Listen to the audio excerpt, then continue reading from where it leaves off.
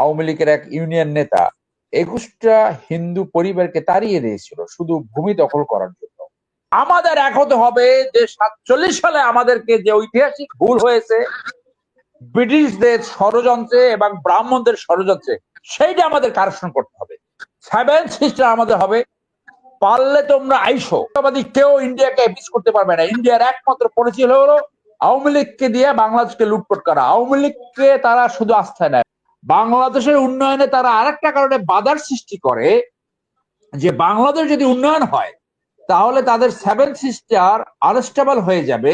ডেল্টাইক reason, এখানে সবাই জানতো এখানে জনসংখ্যা বেড়ে যাবে। সেই জনসংখ্যার ইকুয়াল ডিস্ট্রিবিউশনের জন্য 7 সিস্টারটা বাংলাদেশের অংশ হওয়া ছিল। অন্তত যদি বাংলা, বিহার, উড়িষ্যা যদি নাও হয়, তাদের one of the highest remittance earner কান্ট্রিতে রূপান্তর করেছিল, অর্থাৎ অঙ্গরাষ্ট্র প্রতিষ্ঠা করে বাংলাদেশকে লুটপাটই ছিল তাদেরকে এই হাসিনার মতো পাপেট সরকারকে বসার মেইন কারণ। আমাদের দেশের যারা হিন্দু বুদ্ধিজীবী আছেন এবং অনেক গণ্যমান্য হিন্দু নেতা আছেন বিভিন্ন দলে, কিন্তু তাদের একটি ঐক্যবদ্ধ একসাথে হয়ে এর প্রতিবাদ কেন আমরা দেখছি না? তাহলে তো ভারত বুঝতে পারে যে এই দেশের যারা আছে, নেতৃত্ব দিচ্ছে হিন্দুরা, তারা যদি প্রতিবাদ করতো তাহলে বিষয়টা পরিষ্কার হয়ে যেত যে আসলে এখানে কোনো হিন্দু নির্যাতন হচ্ছে না। কিন্তু আমরা দেখছি না, দুঃখের সাথে বলতে হয়। এর পিছনে কি কারণ থাকতে পারে? না দেখুন, আমি অনেক হিন্দু বন্ধুদের দেখেছি তারা এইটার বিপক্ষে অবস্থান নিয়েছে অথবা প্রতিবাদ করে। এখন একটি ফ্রন্টে এসে প্রতিবাদটা তারা করতে পারেনি। যেমন আওয়ামী লীগের যে 2009 থেকে 24 পর্যন্ত যে নির্যাতন হয়েছে, আমরা হিন্দু, বৌদ্ধ, খ্রিস্টান ঐক্য পরিষদ দেখেছি তার বিরুদ্ধে কথা বলতে। আমার জেলায় পিরিজপুরের ডাজিরপুরে আওয়ামী লীগের এক ইউনিয়ন নেতা 21টা হিন্দু পরিবারকে তাড়িয়ে দিয়েছিল শুধু ভূমি দখল করার জন্য। বাংলাদেশে অনেক দেশপ্রেমিক হিন্দু রয়েছে, এটা আমি বিশ্বাস করি। স্বাধীনতা যুদ্ধের সময় আমরা শুনেছি আমাদের গ্রামের বাড়ি, আমাদের গ্রামের উল্টো দিকের পুরো পাড়াটা হিন্দু পাড়া, এবং 200 পরিবার আমাদের বাড়িতে আশ্রয় নিয়েছিল। তো এইটা ছিল হিন্দুদের সাথে মুসলমানদের সম্পর্ক। এবং এই হিন্দু মুসলমান সম্পর্ক কখনই ডিটোরেট করে না যতক্ষণ পর্যন্ত আওয়ামী লীগ ডার্টি প্লে না করে। এই আওয়ামী লীগ যখনই তাদেরকে নিয়ে ডার্টি প্লে করে এবং তাদেরকে বুঝায় যে তারা তাদের ভোট ব্যাংক, তখন এই হিন্দুদের নিয়ে একটা পলিটিক্স শুরু করে আপনার ইন্ডিয়ার রয়ের বুদ্ধিতে। ইন্ডিয়া যে ব্যাকডেটের ফরেন পলিসি ফলো করে, আবার একটু বলি যে এটা 3000 বছর পুরাতন একটা কনসেপ্ট। এই কনসেপ্টই হলো একটা নেস্টি কনসেপ্ট। এই কনসেপ্টই হলো একটা বন্য কনসেপ্ট। এই কনসেপ্টই হলো একটা বারবারিয়াস কনসেপ্ট। কি কনসেপ্ট? যে neighbour is either your enemy or slave, দাস অথবা শত্রু। তাহলে ইন্ডিয়ান সমস্ত নেইবারিং কান্ট্রি হলো শত্রু। বাংলাদেশে 2009 থেকে 24 পর্যন্ত একটা দাস ছিল, কারণ ফ্রেন্ডলি স্টেট নাই। এরপর দেখেন যে তারা এই যে কনসেপ্ট ফলো করে যে নেইবারিং কান্ট্রিকে আনস্টেবল রাখতে হবে তাদের নিরাপত্তা নিশ্চিত রাখার জন্য। এই যে বারবারিয়াস ফরেন পলিসি ফলো করে, এইটা কিন্তু মডার্ন ইন্টারন্যাশনাল রিলেশন এবং ফরেন পলিসির সাথে কোনোভাবেই ম্যাচ আপ হয় না। তাদের এই জোট 3000 বছরের চাণক্য পলিসি দিয়ে তারা কারোর সাথে সম্পর্ক রাখতে পারবে না। তাদের এই পলিসি থেকে সরে আসতে হবে। They will have to realise a stable Bangladesh, a শান্ত বাংলাদেশ, প্রসপারাস বাংলাদেশ তাদের বেনিফিটে আসে। বাংলাদেশের উন্নয়নে তারা আরেকটা কারণে বাধার সৃষ্টি করে যে বাংলাদেশ যদি উন্নয়ন হয় তাহলে তাদের 7 সিস্টার আনস্টেবল হয়ে যাবে, তাদের মধ্য ভারত আনস্টেবল হবে, তারা সবাই স্বাধীনতার দিকে যাবে। এইটাও একটা বারবারিয়াস, একটা অতি পুরাতন একটা বন্য ফরেন পলিসি কনসেপ্ট। তাদের এই ফরেন পলিসি কনসেপ্ট থেকে সরে আসতে হবে। এখন আমাদের সামনে সুযোগ আসছে 47 সালে যে ঐতিহাসিক ভুল হয়েছে ব্রিটিশদের ষড়যন্ত্রে, যে লাহোর প্রস্তাবে ছিল একাধিক মুসলিম স্টেটস, সেইখানে একটি মুসলিম স্টেট হয়েছিল পাকিস্তান। একাধিক মুসলিম স্টেট যে ছিল সেইখানে জিওগ্রাফিক্যালি যদি ভাগ হয় সমান 3টে ভাগ হওয়া উচিত ছিল, 2টা ভাগ হলে সমান 2টা ভাগ হচ্ছিল। আমাদেরকে ছোট্ট একটু ভূমি দিয়েছে, পশ্চিম পাকিস্তানে তার চেয়ে একটু বেশি দিয়েছে।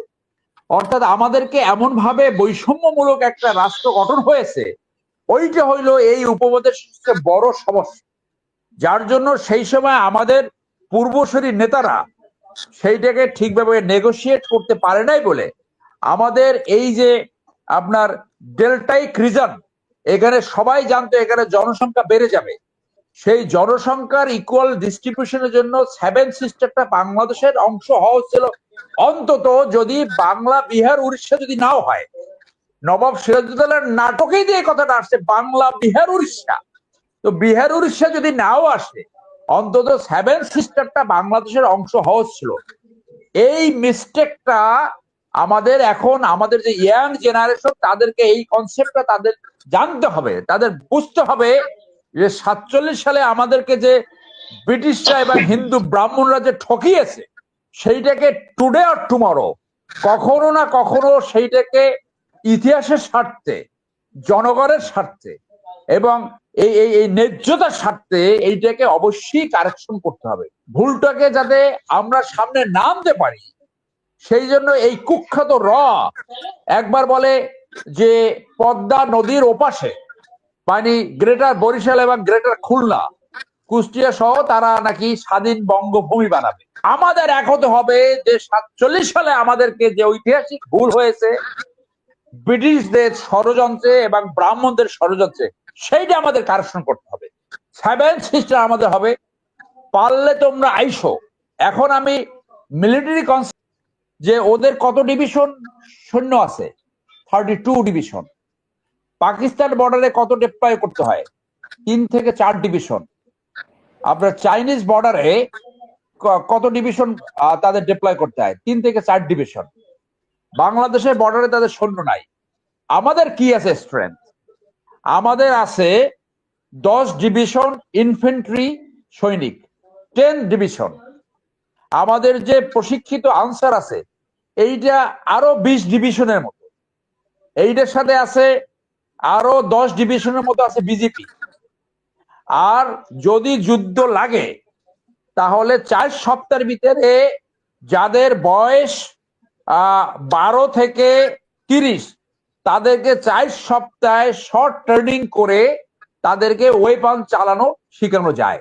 অর্থাৎ পুরো নেশন, তালুকদার মনিরুজ্জামান যে কনসেপ্ট বলে গেছিলেন, আমরা সেই কনসেপ্টটা বলি, আমি সেটাকে সম্পূর্ণ সমর্থন করি। ছোট দেশের নিরাপত্তার জন্য নেশন অ্যাট আর্মস কনসেপ্টটাকে সামনে আনতে হবে। সেটা করতে হইলে কম্পালসারি মিলিটারি ট্রেনিং দিতে হবে আমাদের জাতীয় নিরাপত্তার জন্য। সেইটা ইমিডিয়েটলি ইন্ট্রোডিউস করা উচিত। আমি মনে করি যে ছেলেরা ইন্টারমিডিয়েট পাশের পরে ইউনিভার্সিটিতে ভর্তি হওয়ার আগে 8 সপ্তাহ মিলিটারি ট্রেনিং করবে, সেইখানে তাদের শুধু অস্ত্র শেখানো হবে না, তাদেরকে দেশপ্রেম শেখানো হবে, তাদেরকে স্বাস্থ্য ব্যবস্থা শেখানো হবে, তাদের রোড ট্রাফিক শৃঙ্খলা শেখানো হবে, তাদেরকে জাতীয় স্বার্থ এবং দেশের স্বার্থ সবার আগে, সেই কনসেপ্টগুলো তাদেরকে শেখানো যায়। যে সমস্ত দেশে কম্পালসারি মিলিটারি ট্রেনিং রয়েছে সেই সমস্ত দেশ বেশি শৃঙ্খলিত, বেশি উন্নত। আপনি দেখেন আমাদের এই যে একটা হোমোজেনিয়াস নেশন হওয়ার পরেও আমরা কেন টেক অফ করতে পারছি না, সেই জন্য বলি। এবং এইটা এই ইন্ডিয়ান যারা ক্ষমতায় আছে বা যারা মিলিটারি স্টাডিজ এবং রিটায়ার্ড যারা আছে, ওরা জানে এটা। কিছু লোক আছে উল্টোপাল্টা বলে।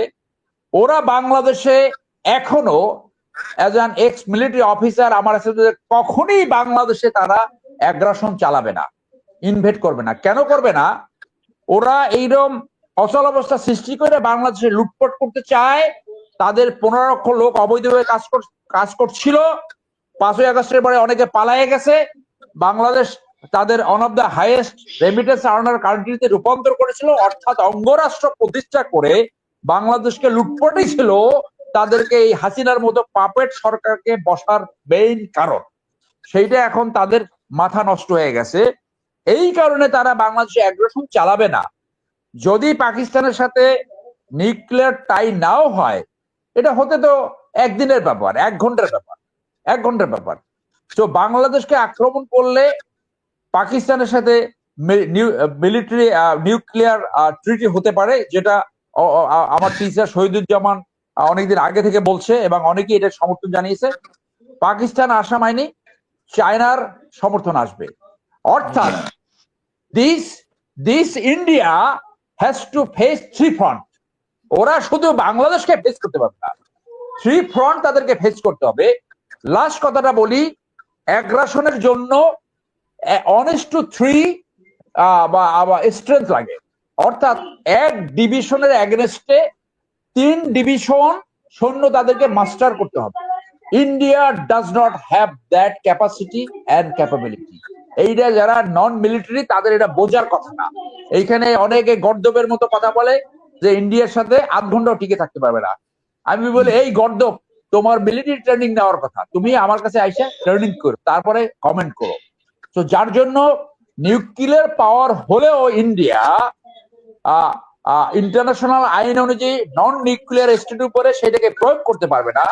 আর ওরা বাংলাদেশে যে 10 ডিভিশন আছে, যে দিক থেকে ওরা অ্যাগ্রেশন করতে চায়, ওদের 3 ডিভিশন মাস্টার করতে হবে। Simply they do not have that capability. They will not dare to invade Bangladesh. ওরা বাংলাদেশে অসহল অবস্থা সৃষ্টি করে বাংলাদেশকে লুটপাট করবে, এইটার উদ্দেশ্য। সেই জায়গায় জিয়াউর রহমানের পলিসি বিএনপিকে ফেরত আনতে হবে, জনস্বার্থে, দেশের স্বার্থে, এন্টি ইন্ডিয়ান স্ট্যান্ড। আমরা দেখতে পাই বিএনপি কিছু কিছু নেতা ইন্ডিয়াকে এপিস করতে চায়, সন্তুষ্ট করতে চায়। That is absolutely A wrong approach, absolutely wrong approach. সেখান থেকে সরে আসতে হবে। কোনদিনেও জাতীয়তাবাদী কেউ ইন্ডিয়াকে এপিস করতে পারবে না। ইন্ডিয়ার একমাত্র পরিচয় হলো আওয়ামী লীগকে দিয়ে বাংলাদেশকে লুটপাট করা। আওয়ামী লীগকে তারা শুধু আস্থায় নেয়, অন্য কোন দলকে কোনদিনও তারা আস্থায় নেবে না।